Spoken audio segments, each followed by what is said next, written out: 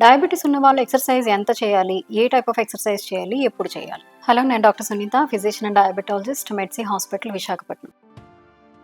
So, exercise అంటే దీంట్లో 2 రకాల ఎక్సర్సైజెస్ మీరు ఎక్సర్సైజ్ డివైడ్ చేసుకోవచ్చు. Aerobic exercise and resistance exercise. Aerobic exercise అంటే ఒక ప్లేస్ నుంచి ఇంకో ప్లేస్‌కి మనం కదిలే ఎక్సర్సైజెస్‌ని ఏరోబిక్ ఎక్సర్సైజెస్ అంటారు. దీంట్లో ఆక్సిజన్ కన్జంప్షన్ ఉంటుందన్నమాట.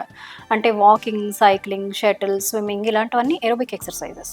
రెసిస్టెన్స్ ఎక్సర్సైజెస్ అంటే వెయిట్ లిఫ్ట్ చేయడం, ప్లాంక్స్, స్క్వాట్స్ ఇలాంటివి చేయడం అనేది అంటే మజిల్ స్ట్రెంథెనింగ్ ఎక్సర్సైజెస్‌ని రెసిస్టెన్స్ ఎక్సర్సైజెస్ చేయాలి.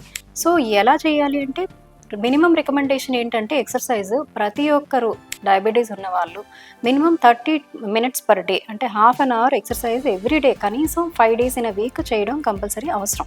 వీటిలో ఏంటంటే ఈ ఎక్స్ట్రాగా వారానికి ఒక 3 సార్లైనా రెసిస్టెన్స్ ట్రైనింగ్ ఎక్సర్సైజ్ అంటే ఈ వెయిట్ లిఫ్టింగ్స్, ప్లాంక్స్ ఇలాంటివన్నీ మజిల్ స్ట్రెంథెనింగ్ ఎక్సర్సైజ్ కూడా కనీసం వారానికి ఒక 3 సార్లు చేస్తే మజిల్ అనేది లాస్ అవ్వకుండా ఉంటుందన్నమాట. సో చాలామంది మీరు చూస్తూ ఉంటారు మజిల్ లాస్ అయిపోయి సన్నగా కనబడుతూ ఉంటారు అన్నమాట బాగా డయాబెటీస్ వచ్చిన వాళ్ళు.